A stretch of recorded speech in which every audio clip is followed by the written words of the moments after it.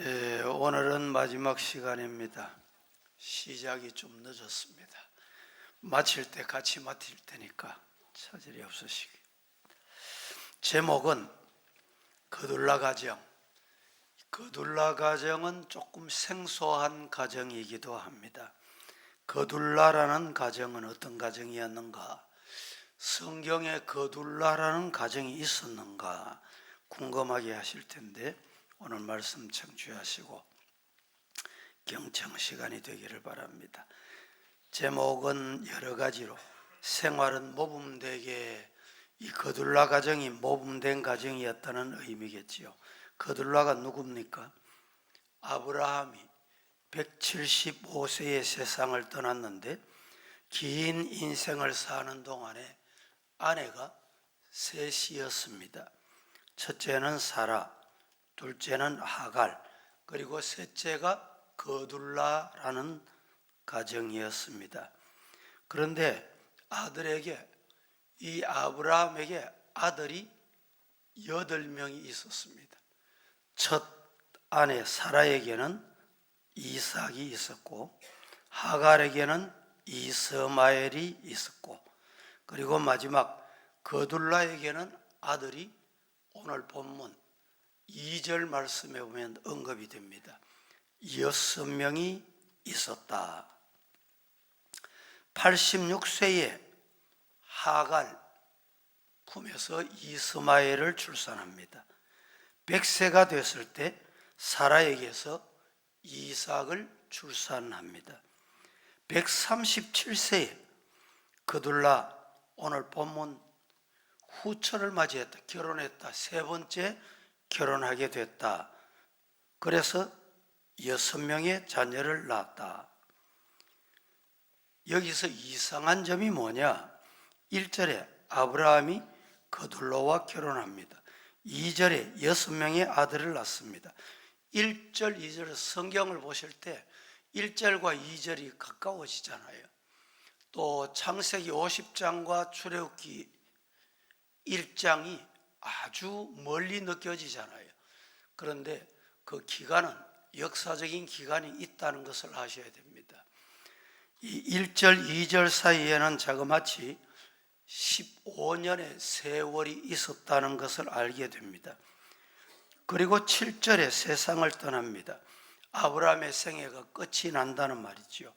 아브라함이 거둘라와 결혼한 후에 아들 6명을 낳는 것 외에는 38년 동안에 뭘 했다, 어떻게 살았다, 그 가정이 어떠했다는 기록이 전혀 남아있지 않습니다.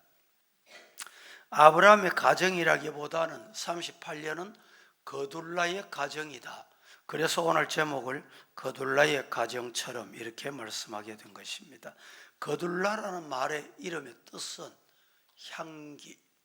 향기롭다. 여러분의 이름도 향기로우시기를 축복합니다. 그 이름대로 거둘라는 향기로운 여인으로 살았구나, 이렇게 짐작할 수가 있습니다. 38년 같이 산 것은 여러분 긴 세월입니다. 결코 짧은 세월이 아니잖아요. 다툼이 있을 수도 있고 분쟁이 있을 수도 있고, 남편이 자식들 내보내려고 하면 아내가 거기에 항거하고 반대하고 소리 지를 수도 있는데, 성경에 어디에 보면 그런 모습을 찾아볼 수가 없다. 그 모습을 볼 때 거둘라는 향기로운 여인이었구나 라는 것을 알게 됩니다. 우리가 아는 대로 사라는 사레로 이름을 바뀌었습니다마는, 사라는 어떤 사레가 사라로 이름이 바뀌었습니다마는 이스마엘을 쫓아냅니다. 아마 이 모습을 보면 보통 거신 여인이 아니면 자녀를 그렇게 쫓아낼 수 있겠습니까? 이런 걸 볼 때 그의 여인도 성격적으로 아주 깐깐한 여인이었구나. 하갈도 마찬가지입니다. 좋은 성격을 가진 여인이 아니었다는 것. 그런데 거둘라라는 여인은 향기로운 여인이었다 라는 것입니다. 이 향기를 바라면서 자녀를 6명 낳고 살았다 라는 것입니다. 그러면 어떻게 이 거둘라가 향기로운 여인이었을까? 어떤 면에서 향기로운 여인이었을까? 첫째, 남편. 자신의 남편에게 향기로운 여인이었다는 것을 성경을 통해서 알게 됩니다.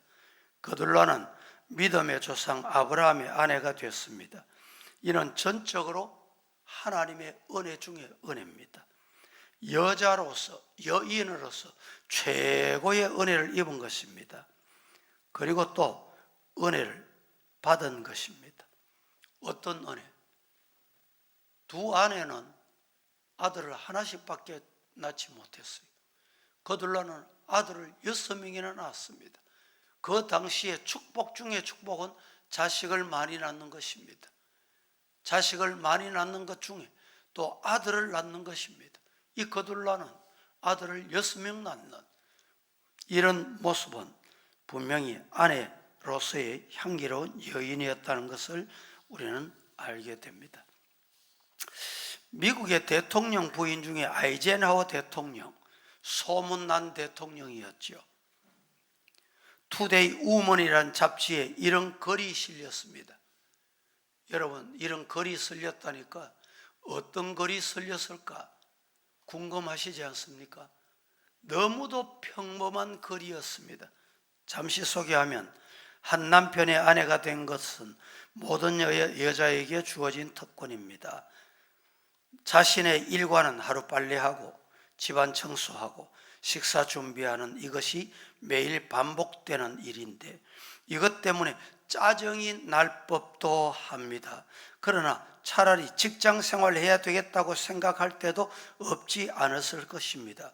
그러나 10년, 20년 이런 일을 하더라도 그만두고 싶은 유혹을 받아서는 절대 안 되는 것입니다. 가정이 황폐하게 될 수 있기 때문입니다. 내가 지금 다시 결혼하더라도 나는 이 남편과 결혼하고 이 일을 계속할 것입니다. 라는 내용이 잡지에 실렸습니다. 너무도 평범한 일 아닙니까? 우리 가정주부 여러분, 혹시 빨래하고 청소하고 아내로서의 남편 뒷바라지하고 자식 양육하고 따분합니까? 반복되는 일이라고 생각합니까? 나도 뭔가 하고 싶어 하십니까? 오늘 거둘라는, 오늘 말씀 아이젠하워 부인은 이 평범한 아내의 역할을 하나님이 주신 천직으로 알고 사명 감당했다. 이것이 향기로운 여인의 역할이다. 교회 안에서도 마찬가지입니다. 뭐 눈에 보이고 손에 잡히고 귀에 들리는 큰 일을 내야 큰 일꾼으로 생각하는데 평범하게 주어진 일, 작은 일, 그것이 향기로운 직분자다. 두 번째, 거둘라는 첫째는 남편에게 향기로운 여인, 둘째는 자기가 낳은 자식에게 향기로운 어머니였습니다. 이 역할이 대단히 중요합니다. 아브라함이 서자에게는 재물을 주어서 어떻게 했냐? 동방으로 내보냈습니다. 앞서 말씀드린 동방으로 내보낼 때 6명 자식을 다 내보냅니다. 혼자 힘으로 되겠습니까? 부인이 그러면 안 된다, 끌고 대고 바가지 끌고 이러면 어떻게 그렇게 할 수 있겠어요? 자신의 부인 거둘라도 거기에 동의하고 자식들의 평화를 위해서 그렇게 한 것입니다. 결국 아들들 6명은 다 아버지의 말씀에 순종했다. 어떻게 순종했을까요? 어머니의 그 인자한 향기 때문이었습니다. 세 번째, 거둘라는 누구에게 향기로운 여인이었냐? 이 말씀이 중요합니다. 하나님께 향기로운 여인이었다. 하나님께서는 아브라함을 갈대 우르에서 불러내어 가나안 땅으로 보내셨습니다. 하나님은 가나안 땅을 약속의 아들 이삭에게 주려고 하셨습니다. 아브라함은 하나님의 약속을 믿었고 거둘라에게는 6명의 아들을 동방으로 보내게 됐습니다. 거둘라도 아브라함의 결정적인 이런 행위에 순종을 했다는 말입니다. 정말 중요한 것을 오늘 우리는 밥을 먹지도 않고 금식을 하면 열흘, 20일, 30일, 40일 금식하는 사람도 있습니다. 때로는 물을 안 마십니다. 하루 안 마시고 이틀 안 마시고 최대한 7일을 안 마셔도 사람이 살 수 있답니다. 그런데 중요한 게 있습니다.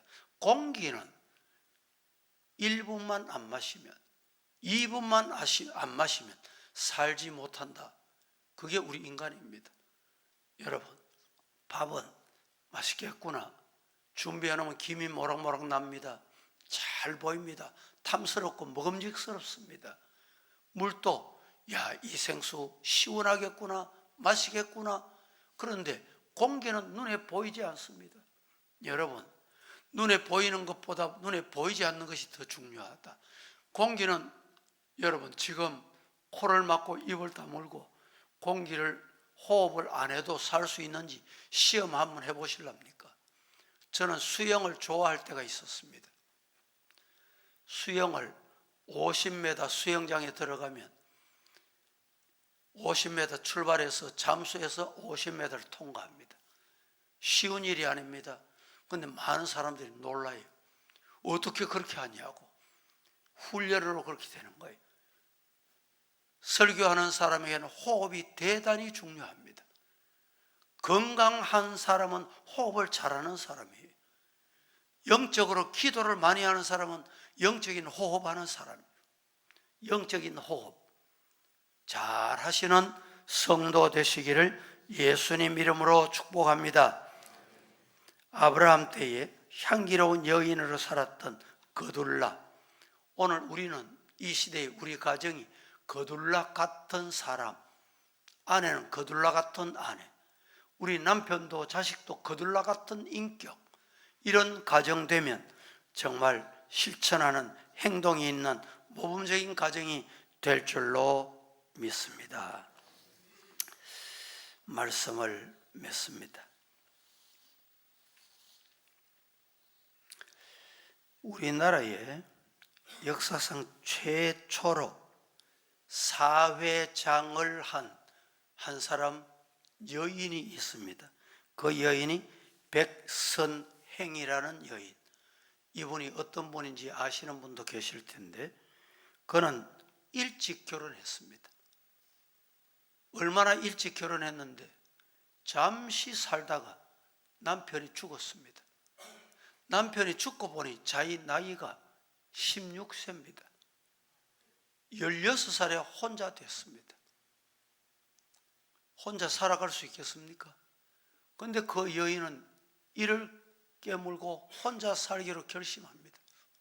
주변에서 친정으로 돌아가거라, 다시 재혼하거라, 일러도 그는 하나님 앞에 약속한 거였기 때문에 평생 혼자 살겠다고 약속을 하고 혼자 인생 여정을 보냅니다.